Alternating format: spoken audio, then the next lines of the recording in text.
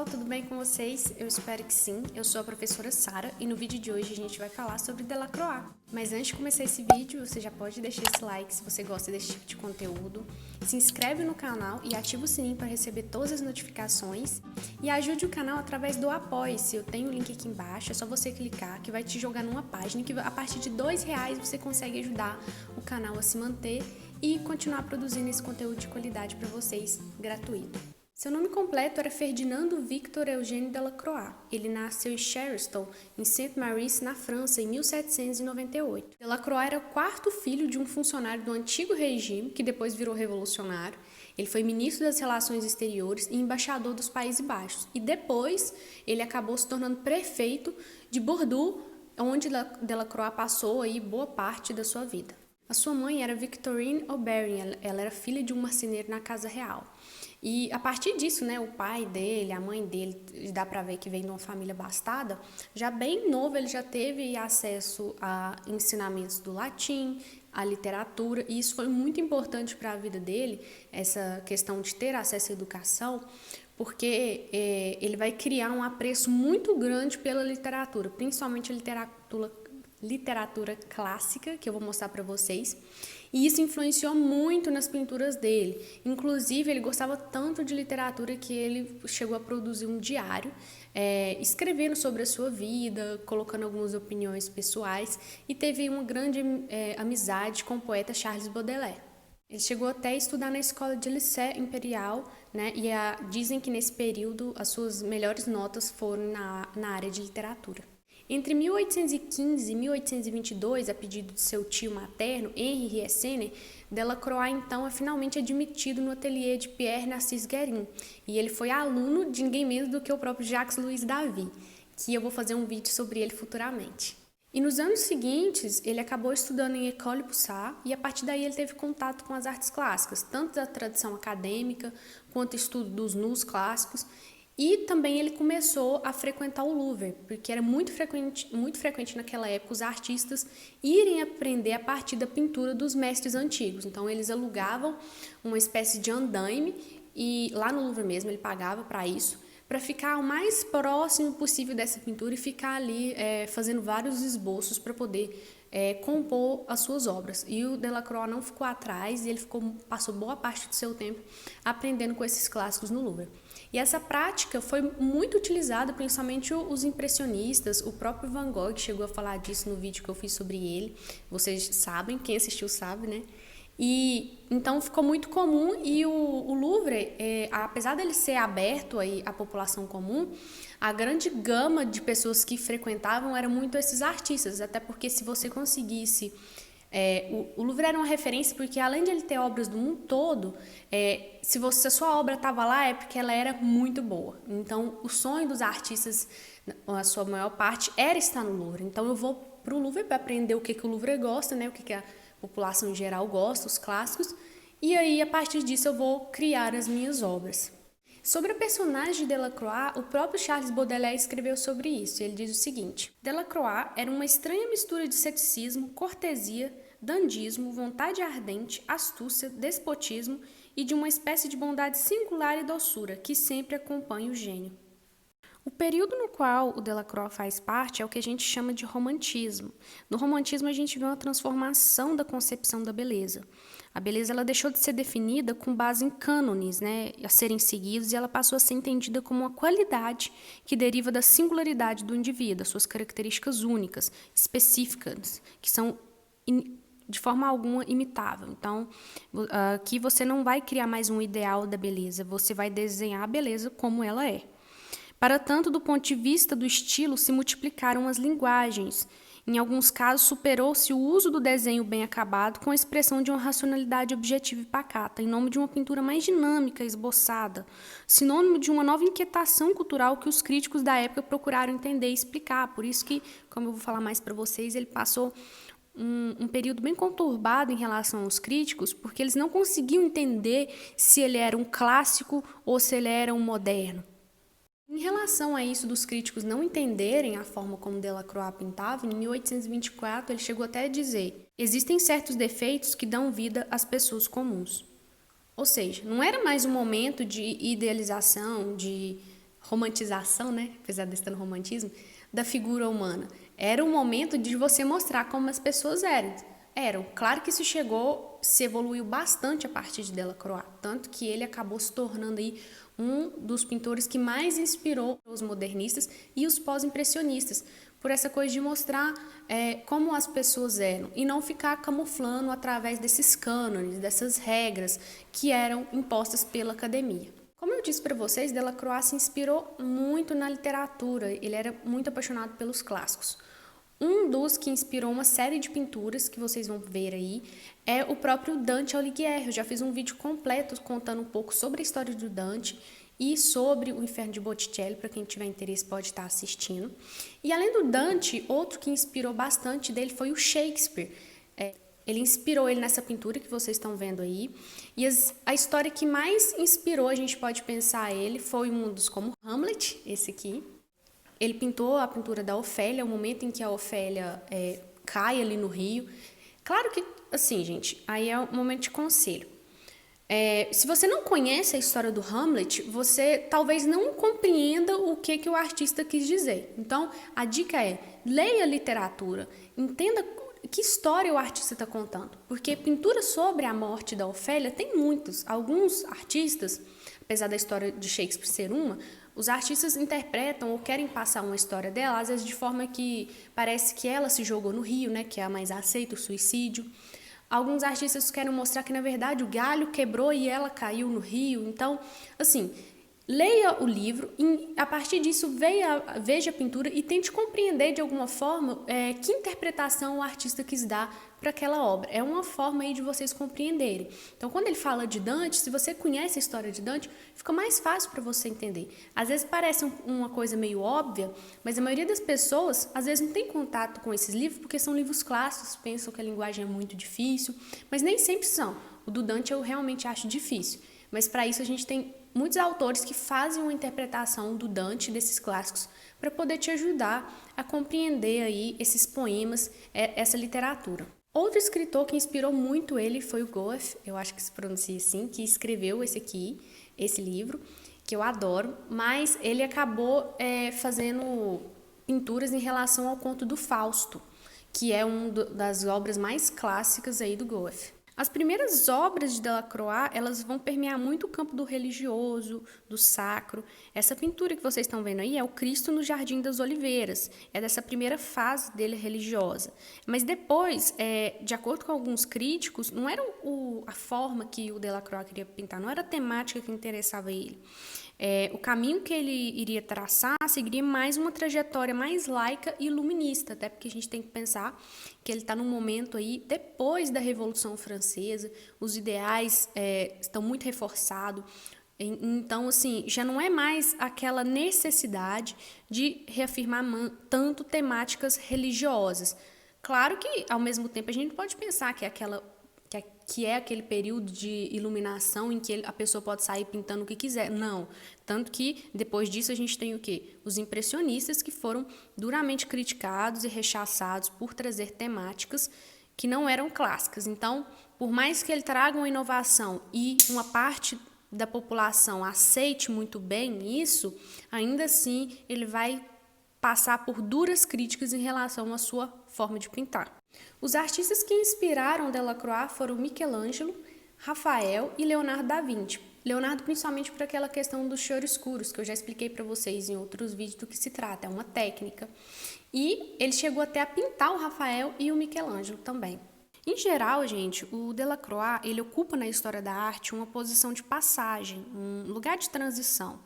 O Baudelaire chegou a falar que ele era o último do clássico, os últimos, né, do clássico, e o primeiro moderno. E outros escritores chegaram a falar que ele era um artista da não identidade, ou seja, não dá para categorizar ele, dizer que ele parece com aquilo, com isso, porque ele está num momento de transição. Então, a obra de arte dele acaba sendo inclassificável. E o grande escritor, historiador da arte, Hubert Damisch, chegou a falar, meio acadêmico, meio estudante da arte. Mas isso dele não se etiquetar, dele não se definir, foi, na verdade, algo que o próprio Delacroix tomou cuidado, para ele não se deixar fixar, como eu falei, aderir a uma etiqueta, porque a sua trajetória diante da crítica era ou silêncio eloquente ou a réplica que opõe a uma afirmação ao seu contrário. Assim, nunca respondeu publicamente aos seus detratores, né? Aqueles artigos publicados nos jornais que o diminuíam. Eu vou mostrar para vocês uma crítica que foi feita a ele. Se lhe diziam que ele era um romântico, ele retrucava que era um clássico. Do mesmo modo que inversamente, se lhe diziam que ele era um clássico, ele retrucava que ele era um romântico.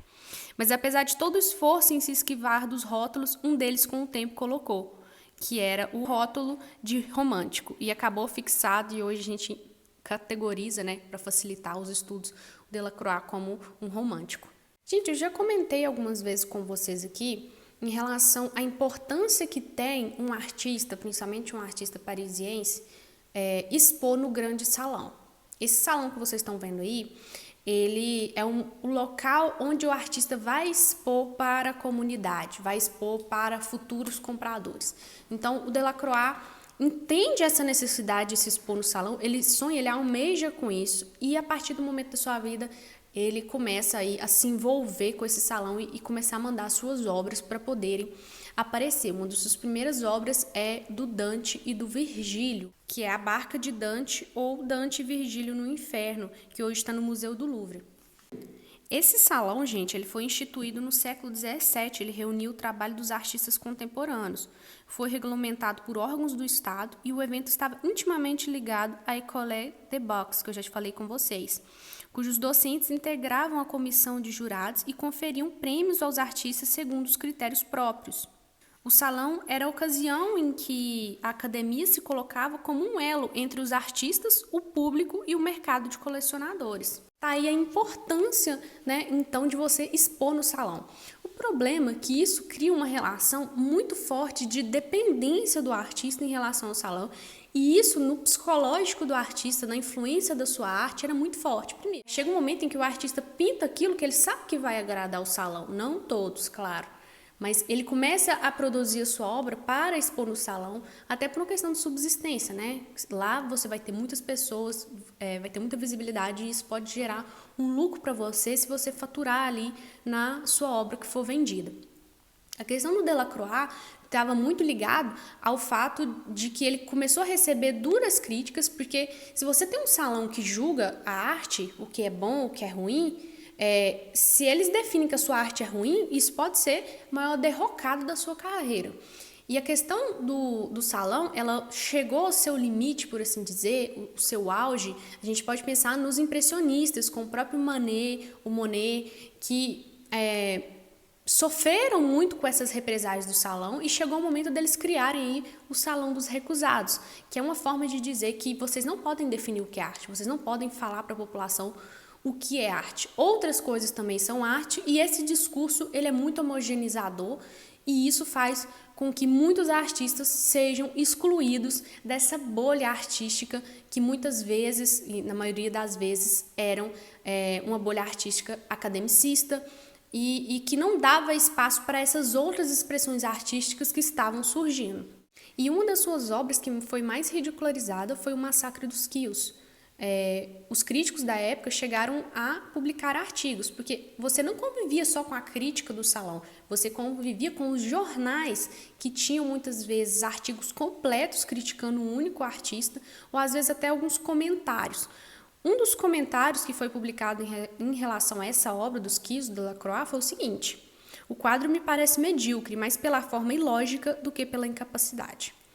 Isso é um dos muitos críticos que ele recebeu. E isso, muitos autores, biógrafos interpretaram que isso foi uma das coisas que o levou ao final da sua vida a se isolar e passar os seus últimos anos de vida em completo isolamento até aí o seu falecimento. Mas a gente tem que entender que essas duras críticas que tinham o Delacroix é por causa da incapacidade dos críticos de não compreenderem o que ele queria fazer com esse termo clássico. Ele queria uma redefinição desse termo. Ele entendia não como imitação do antigo, né, o clássico. Para ele não era imitação do antigo, mas era um respeito à tradição, que não é nada além da observação das leis do gosto, sem as quais a tradição não pode durar. Delacroix passou um período em Marrocos e na Argélia, e isso influenciou a sua pintura na sua fase final. O Oriente exerceu um fascínio profundo na geração romântica, gente. Para os artistas, se tratava da concretização física e espacial de um mundo imaginário, alternativa ao contexto ocidental, ou seja, era um novo mundo, novas cores, uma nova forma de ser.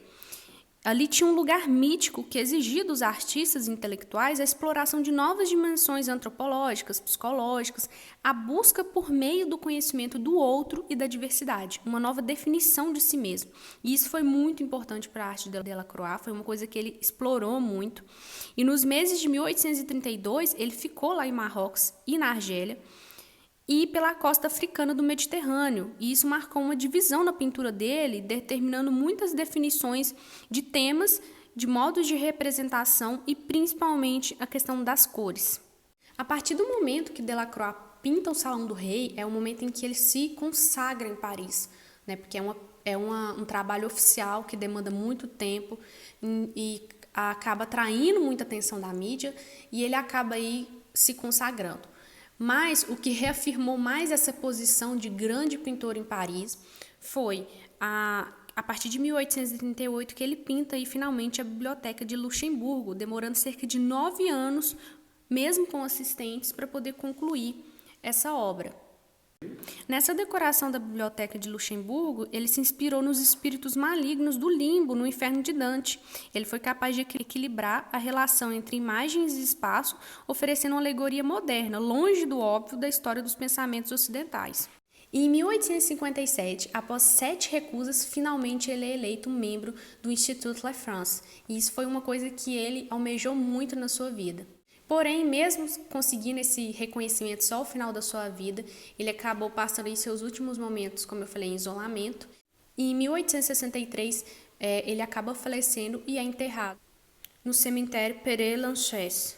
E só para fechar essa questão da percepção da arte de Delacroix, como as pessoas próximas a eles entendiam a forma dele pintar, ninguém melhor para falar com a gente sobre isso do que o Charles Baudelaire. E ele diz o seguinte: uma grande paixão sustentada por um desejo formidável, esse era Delacroix. A seus olhos, a imaginação era o dom mais precioso, a faculdade mais importante. Mas essa faculdade permanecia impotente, estéril, se não houvesse uma habilidade rápida, pronta para seguir o grande poder despótico de seus caprichos impacientes. A preocupação incessante com a busca da dor, da qualidade dos tons, a curiosidade com a química, a conversa com os fabricantes de tintas, ele se avizinhava a Leonardo da Vinci, que também foi invadido por essas obsessões. A natureza externa não dá ao artista a não ser a oportunidade sempre nova de cultivar a semente. Há uma pilha de materiais incoerentes. O artista é chamado a associar e a colocar em ordem. Em Delacroix, tudo era energia, energia proveniente dos nervos e da vontade. Baudelaire falou muitas coisas interessantes aqui, mas eu acho que o que mais deve ter chamado a atenção de vocês é a questão da comparação com Leonardo da Vinci, ou seja, como eu já falei no meu livro sobre Leonardo, ele beirava muito ao perfeccionismo, ele buscava atingir um estilo de arte que muitas vezes ele mesmo falava que era inatingível. Então isso demandava muito tempo na produção de suas artes. Ele achava que ele nunca ia atingir, tanto que até hoje tem essa discussão, de acordo com os relatos, que ele considerou a sua Mona Lisa inacabada, mesmo hoje ela sendo referência mundial em termos de pintura e técnica. E o Baudelaire assimilou Delacroix ao Leonardo nessa questão de sempre buscar a perfeição em suas obras. Então, se você quiser conhecer o Delacroix, é só você ir ao MASP. Lá você encontra Orfeu e Eurídice, ou A Primavera, que é outro nome que se dá para ela, Diana surpreendida por Acteão, ou O Verão, Baco e Ariadne, ou O Outono, e Juno implora a Eole a destruição da frota de Ulisses, ou O Inverno. Um dos livros que eu utilizei foi esse aqui, da Abril Coleções. Utilizei também uma tese de mestrado, uma tese de doutorado, e um artigo. Eu vou deixar para vocês aqui na descrição, para quem quiser e tem interesse em pesquisar e aprender mais sobre essa temática. Então é isso, pessoal. Espero que vocês tenham gostado desse vídeo. Eu adorei falar sobre Delacroix. Ele é um pintor que me inspirou bastante, assim, em termos de estudo. Tem um outro livro que eu não falei com vocês, mas que foi muito importante, que eu li durante a graduação, que é um livro do George Colley, que eu vou colocar o nome completo aqui. O George Colley é um historiador brasileiro e fez um estudo muito aprofundado em relação a essa temática do Delacroix. Então, se você gostou desse vídeo, deixe seu like para saber que você está gostando desse tipo de conteúdo que eu estou produzindo aqui. Se inscreve no canal e ativa o sininho para vocês receberem a notificação. E não deixe de participar da nossa campanha no Apoie-se, porque através do Apoie-se a gente consegue continuar produzindo conteúdo e se manter, pagar os boletos, que é muito importante. Ok? Me sigam nas redes sociais, eu tenho Instagram, Twitter, Facebook. Estou sempre por lá postando várias informações, enquetes, quiz. Tudo que vocês quiserem sempre tem por lá relacionado à arte e algumas outras coisas, ok? Então é isso, beijo e até a próxima!